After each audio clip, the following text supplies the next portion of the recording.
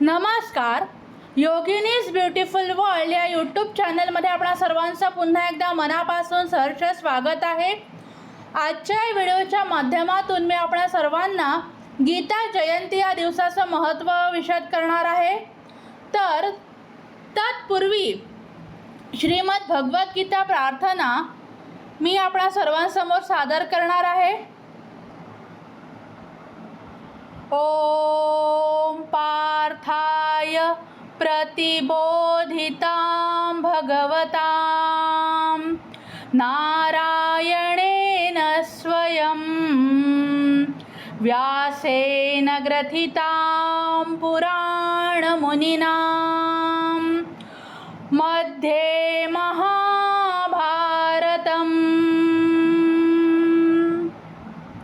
अद्वैतामृतवर्षिणीं भगवतीम् अष्टादशाध्यायिनीम् अम्ब द्वामनुसन्दधामि भगवद्गीते भवद्वेषिणीम्. नमोऽस्तु ते व्यासविशालबुद्धे फुल्लारविन्दायतपत्रनेत्र येन त्वया भारततैलपूर्णः प्रज्वालितो ज्ञानमय प्रदीप यं ब्रह्मा वरुणेन्द्ररुद्रमरुतः स्तुन्वन्ति दिव्यैस्तवैः वेदैः साङ्गपदक्रमोपनिषदैर्गायन्ति यं सामगाः ध्यानावस्थिततद्गतेन मनसा पश्यन्ति यं योगिनो यस्यान्तं न विदुः सुरासुरगणा देवाय तस्मै नमः.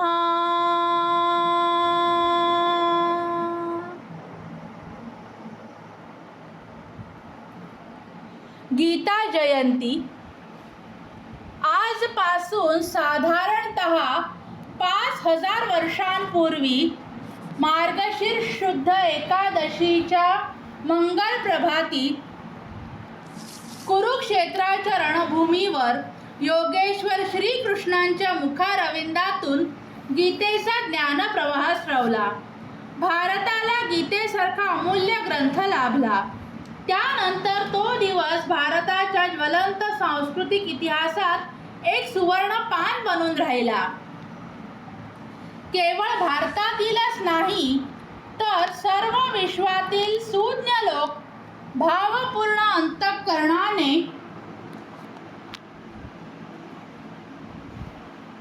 गीता जयंतीचा उत्सव दरवर्षी साजरा करतात. कोणत्याही ग्रंथाचा जन्मदिवस साजरा करणे ही कदाचित समग्र विश्वात गीतेचीच आगळी विशेषता समजली जात असेल. गीता म्हणजे योगेश्वर कृष्णांच्या मुखारविंदातून स्रवलेले माधुर्य व सौंदर्य यांचे वाङ्मयीन स्वरूप. भगवान गोपाल कृष्णांच्या प्रेममुरलीने गोकुळातील सर्वांना मुग्ध केले तर योगेश्वर कृष्णांच्या ज्ञानमुरली गीतेने कुरुक्षेत्राच्या रणभूमीवर अर्जुनाला युद्धासाठी प्रवृत्त केले आणि तेव्हापासून आजपर्यंत अनेक ज्ञानी, भक्त, कर्मयोगी, ऋषी, संत, समाजसेवक किंवा चिंतक, मग तो कोणत्याही देशातला अथवा काळातला असो, धर्माचा किंवा जातीचा असो, त्या सर्वांना तिने मुग्ध केले आहे. कृष्णस्तु भगवान स्वयंच्या मुखातून निघालेल्या या वाङ्मयाने मानवाला जीवन जगण्याची हिंमत दिली आहे. जीवन एक संग्राम आहे आणि म्हणून कुरुक्षेत्रावरील रणभूमीमध्ये गीतेचे गायन हे एका सुयोग्य पार्श्वभूमीची निर्मिती आहे. भगवंताने अर्जुनाला निमित्त बनवून विश्वातील मानव मात्राला गीता ज्ञानाद्वारे जीवनाभिमुख करण्याचा चिरंतन प्रयास केलेला आहे. जीवन रडण्यासाठी नाही, पळून जाण्यासाठी नाही. जीवन हसण्यासाठी आहे. तसेच अखंड आशा व अतूट श्रद्धा यांचा विकास करण्यासाठी आहे. ती म्हणजे गीता मानव मात्राला जीवनात प्रत्येक क्षणी येणाऱ्या लहान मोठ्या संग्रामात हिमतीने उभे राहण्याची शक्ती देते.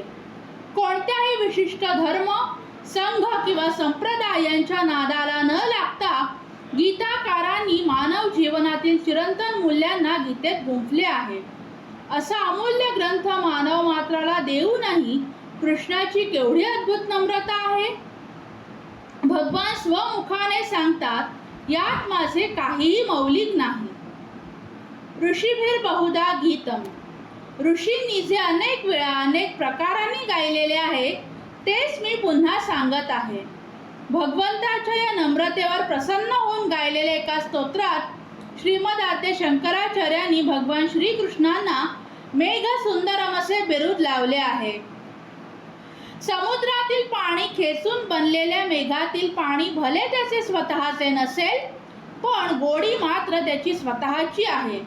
तसे कदाचित ज्ञान, विचार स्वतःचे नसतील तरीही गीतेचे जे आगळे माधुर्य आहे ते कृष्णाचे स्वतःचे आहे. गीता हा वैश्विक ग्रंथ आहे. वास्तविक पाहता तो एक तत्वज्ञानाचा अमूल्य ग्रंथ आहे. Gita is not Bible of Hinduism but it is the Bible of humanity. असे असताही तुमचा धर्मग्रंथ कोणता असे विचारून आपली चेष्टा करणाऱ्या लोकांना आपण हिमतीने सांगू शकतो की गीता हा आमचा विश्वधर्मग्रंथ आहे. गीता भगवंताने स्वमुखाने गायलेली आहे. हेच तिचे वैशिष्ट्य आहे. वेदव्यासांनी नंतर महाभारतात गीतेला ग्रथित केलेले आहे. वाङ्मय रसिकांना गीतेमध्ये वाङ्मय सौंदर्य दिसते. साहित्य शौकीनांची लालसा गीता पूर्ण करते. कर्मवीरांना गीता उत्साह देते. ज्ञानियांना ज्ञानगंगेत उडी मारण्याची गीता संधी देते. भक्तांना गीतेत भक्तीचे रहस्य आढळते. व्याकरणकाराचे हृदय गीतेतील शब्दांचे लालित्य पाहून डोलू लागते. हे सर्व तर गीतेत आहेच, परंतु काय एवढ्याच कारणांमुळे गीतेची लोकप्रियता आहे? पाप्यातला पापी मनुष्य जरी गीतेजवळ आला तरी गीता माता त्याचा तिरस्कार किंवा उपेक्षा न करता त्याला स्वतः जवळ घेऊन प्रेमाची ऊब देते. एखाद्या दुष्ट मानवाला कुटुंबातील लोक घराबाहेर काढू शकतात, समाजातील लोक त्याला बहिष्कृत करू शकतात किंवा एखादा राजा त्याला देशातून हद्दपार करण्याची शिक्षा फरमावू शकतो. पण आई जगदंबा त्याला जगातून बाहेर कशी काढू शकेल? गीता कोणत्याही मानवाची त्याची स्वतःवरील श्रद्धा नष्ट होऊ देत नाही. निराशेच्या अंधकारात भटकणाऱ्या मानवाच्या जीवनात गीता आई आशेचा प्रकाश पाडते. हतोत्साही मनुष्याला गीता नवा उत्साह देते. निराशा ही तर नास्तिकता आहे. भगवान माझ्या सोबत आहे असे मानणारा मानव कधी निराश बनत नाही. निराश मनुष्याला गीता सांगते, क्लैब्यमास्म गमः पार्थ नैतत्वयुपपद्यते शूद्र हृदय दौर्बल्यम त्यक्तोत्तिष्ठ परंतप. निराशा हे हृदयाच्या शूद्र दुर्बलतेचे लक्षण आहे. मानव असफल बनला की निराश होतो, परंतु असफलता ही सफलतेच्या विरुद्ध नाही, ती विलंब सुचवते. निष्फळतेमुळे निराश होऊन बसण्यापेक्षा मानवाने अधिक शक्तीने कामाला लागले पाहिजे. प्रयत्नशील मानवाच्या जीवनात येणारी निष्फळता पायऱ्यांचे रूप घेऊन सफलतेची शिडी तयार करते. निराशावादी मनुष्य गुलाबावरील काटे पाहतो. गीता त्याला काट्यांमध्ये गुलाब पाहण्याची दृष्टी देते. जो पापी नाही, कारण त्याच्यात पाप करण्याची हिंमत नाही. तसेच जो निराश बनत नाही, कारण तो काही करीतच नाही. अशा सामान्य माणसाच्या जीवनातही रस भरण्याचे काम गीता करते. गीता अशा मानवाला सांगते, तस्मात योगी भव. तू योगी बन, अर्थात कुठेतरी जोडला जा. एखादे कार्य, संस्कृती, ध्येय, राष्ट्र किंवा ईश्वर यांपैकी कोणाशी तरी जोडले गेल्याशिवाय जीवनाचा विकास असंभव आहे. वृक्ष जमिनीशी जोडलेला असतो म्हणून त्याचे जीवन सफल होते. विभिन्न वर्णाच्या लोकांनाही गीता वेगवेगळा उपदेश देते. ब्राह्मण ही संस्कृतीची प्रेरक शक्ती म्हणून गीता तिला शम, दम, तप, शौच इत्यादी गुण वाढवायला व त्यांचे संवर्धन करायला सांगते. क्षत्रिय संस्कृतीचे रक्षक म्हणून गीता त्यांना शौर्य, तेज, धैर्य, दक्षता वगैरे गुणांचे महत्त्व समजावते. वैश्य हे संस्कृतीचे पोषक म्हणून गीता त्यांना कृषी, गोरक्ष व वाणिज्य यांच्या समरस होण्याचा आदेश देते. शूद्र हा संस्कृतीचा सेवक, समाजाच्या भौतिक गरजा पुऱ्या करणारा. या वर्गाने मनात आणले तर तो शोषक बनू शकतो म्हणून गीता या वर्गाला सेवेच्या भावनेने काम करण्याचा आदेश देते. तसेच जीवनाच्या विभिन्न अवस्थात जो उत्तम प्रकारे जगला तो मनुष्य अंतिम अवस्था म्हणजे मृत्यूला घाबरत नाही असे सांगून गीताकारांनी विभिन्न आश्रमाच्या लोकांनाही मार्गदर्शन केलेले आहे.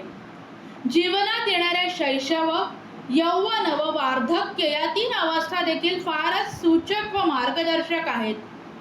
प्रत्येक अवस्था बदलणारी आहे, परंतु एका अवस्थेतून दुसऱ्या अवस्थेत प्रवेश करताना मागील अवस्थेतील सुंदरता व उपयोगिता सोबत घेऊन पुढे गेले पाहिजे. शैशवातील विद्या प्राप्तीसाठी असलेली जिज्ञासा व ओढ जर जीवनभर सोबत राहिली तर समग्र जीवनाचा काळ सुवर्णकाळ बनून राहतो. निश्चिंतता व निष्पापता ही देखील बालपणाकडून मानवाला मिळणारी वरदाने आहेत. यौवन माणसाला थोडा अव्यवहारी बनवून साहसाचा महिमा समजावते. सतत संरक्षण शोधण्याची मनोवृत्ती हा मानव जीवनाला दुर्गंधी आणणारा बिघाड आहे. संस्कृती रक्षण किंवा प्रभू कार्यासाठी हिमतीने उडी घेण्याची मनोवृत्ती यौवनाची खरी प्रतीती दाखवते. वार्धक्य मानव मनाचे वळण बदलून त्याला अधिक ईश्वराभिमुख बनवते. स्वतः जवळ असलेल्या अनुभवाच्या भांडवलाच्या आधाराने खरा वृद्ध समाजात भाव व भक्ती यांचे संवर्धन करायला बाहेर पडतो. मी बालक असेन पण बालिश नाही, तरुण बनेन पण उच्छृंखल नाही, वृद्ध होईन पण निराश नाही. ही त्रिसूत्री मानवी जीवनाच्या 3ही अवस्थांचा सुंदर समन्वय समजावते. जीवनाच्या 3ही आश्रमांना सुंदर बनवून माणूस मृत्यूचे स्वागत करायला तयार राहील इतके सुयोग्य मार्गदर्शन गीता करते. संन्याशाला गीता सांगते की संन्यास हा केवळ बाहेरचा देखावा नाही, आंतरिक परिवर्तनाचे प्रतीक आहे. संन्यास घ्यायचा नसतो तर तशा मनोवृत्ती बनवायची असते. संन्यास कपड्यात नाही, वृत्तीत सामावलेला आहे. भगवा रंग वस्त्राला नाही, मनाला चढवला पाहिजे. त्याग, बलिदान किंवा समर्पणाची भावना मनुष्याला खरा संन्यासी बनवते. काम्य कर्मांना प्रभुचरणावर अर्पण करणे हाच खरा संन्यास. स्त्रीसाठी गीताकारांचा विशिष्ट संदेश आहे. कीर्ती श्रीर्वाक्च नारीणाम स्मृतिर्मेधा धृतिक्षमा. स्त्रीने कीर्तीचे पालन केले पाहिजे. दारात आलेला कोणीही याचक रिकाम्या हाताने परत जाता कामा नये अशी रघुकुळाची रीत होती. त्या कीर्तीचे जतन करण्यासाठी सीतेने स्वतःवर संकट ओढवून घेतले. लक्ष्मण रेषा ओलांडून ती रावणाला भिक्षा द्यायला गेली. स्त्रीने श्री म्हणजे लक्ष्मी प्राप्त केली पाहिजे.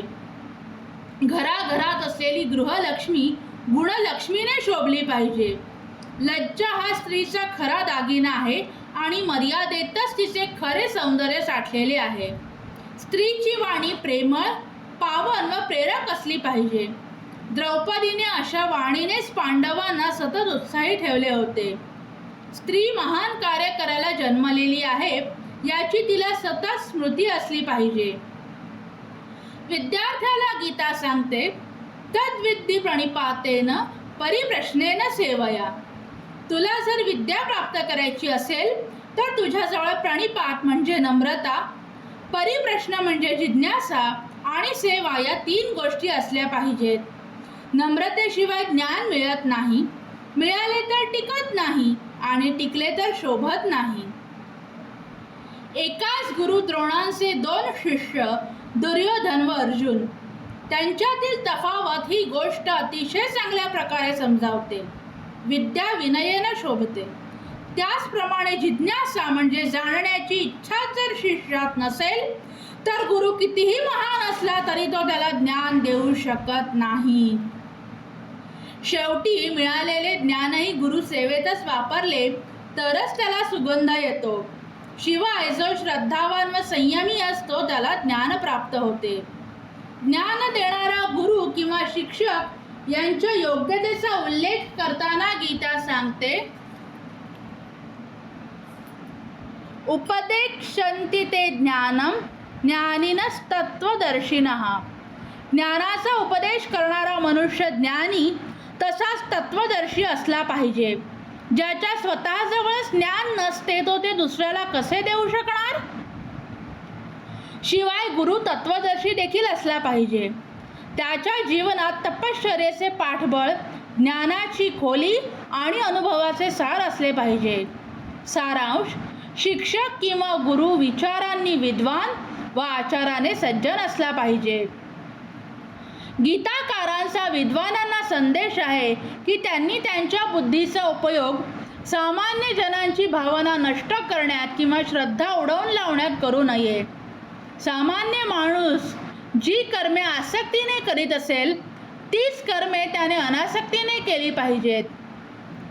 सामान्य माणसाला त्याच्यासारखाच बनून त्याच्या सामान्य कर्मातून हळूहळू वर घेऊन जाणे हे विद्वान माणसाचे कर्तव्य आहे. न बुद्धिभेदम जनयेद ज्ञानाम कर्मसंगिनाम जोषयेत सर्व कर्माणि विद्वान युक्त समाचरण. नेता, मग तो सामाजिक, धार्मिक किंवा राजकीय कोणत्याही क्षेत्रातला असो, त्याने स्वतःच्या जिवंत आचरणाने समाजाला प्रेरक मार्गदर्शन दिले पाहिजे असा गीतेचा आग्रह आहे. यद्यदाचरति श्रेष्ठस्तत् देवेतरो जनः स यत् प्रमाणं कुरुते लोकस्तदनुवर्तते.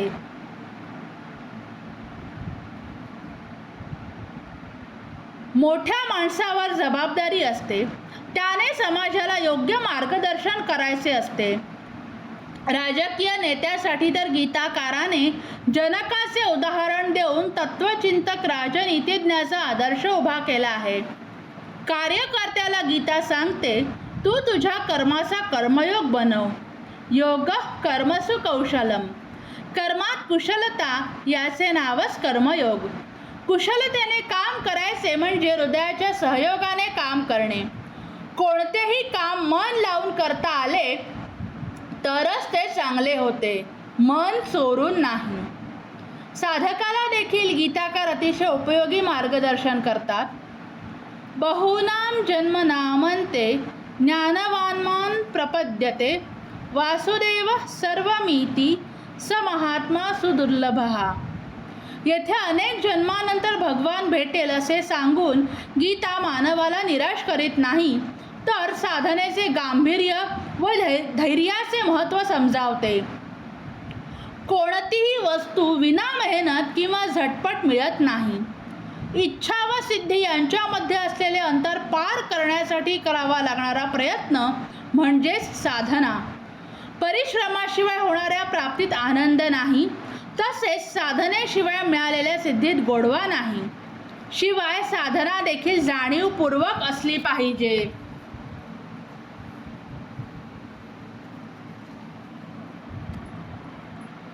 साधनेमध्ये निश्चित दिशा, नक्की गती व क्षणोक्षणी जागृती अपेक्षित आहे.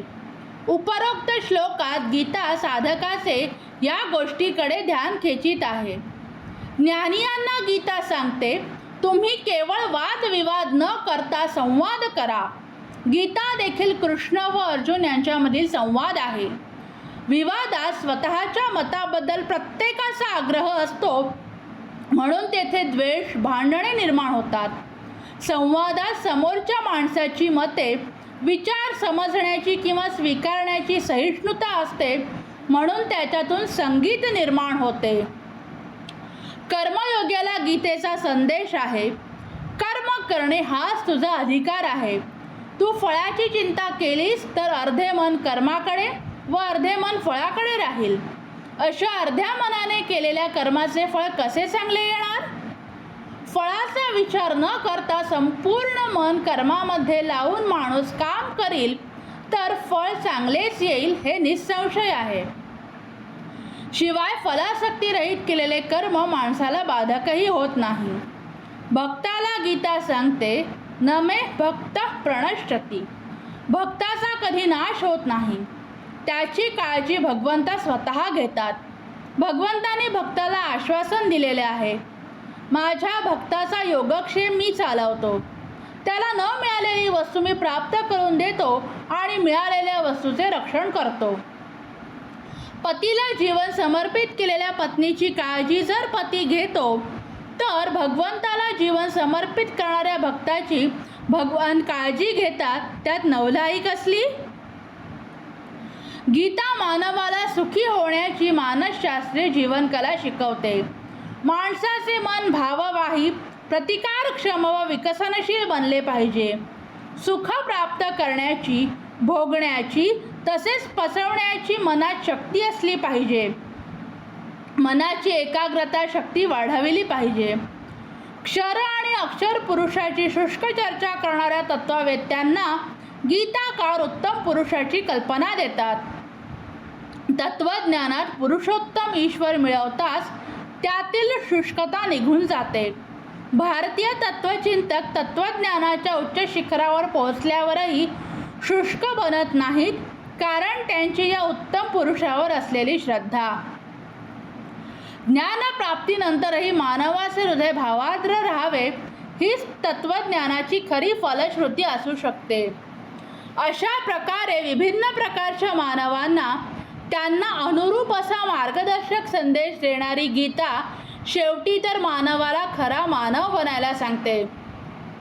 शेवटी एवढेच सांगायचे आहे की जेव्हा आपले जीवनच गीतेवरील जिवंत भाष्य बनेल, तेव्हाच गीता जयंती साजरी केली असे म्हणता येईल. गीता मातेचा पवित्र संदेश आपल्या जीवनात झेलून आपणही खऱ्या अर्थाने धनुर्धर पार्थ बनण्याचा संकल्प करूया. अर्जुन आपला आदर्श असावा व श्रीकृष्ण आपल्याला सहाय्यक असावेत.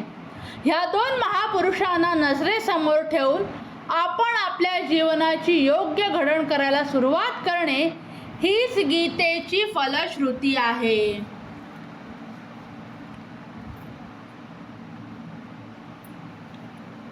समता त्याग सिखावनी, हरिमुख की बानी, सकल शास्त्र की स्वामिनी, श्रुतियों की राणी. अशा पवित्र गीता जयंतीच्या सर्वांना मंगलमय हार्दिक हार्दिक हार्दिक शुभेच्छा. हा व्हिडिओ शेवटपर्यंत बघितल्याबद्दल आपल्या सर्वांचे मनपूर्वक धन्यवाद. व्हिडिओ आवडल्यास व्हिडिओला लाईक करा, कमेंट बॉक्समध्ये कमेंट करा, जास्तीत जास्त शेअर करा.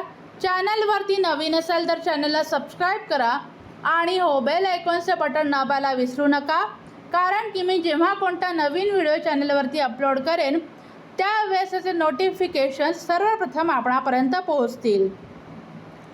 पुन्हा एकदा सर्व रसिक प्रेक्षकांना गीता जयंतीच्या मंगलमय हार्दिक हार्दिक हार्दिक शुभेच्छा. धन्यवाद.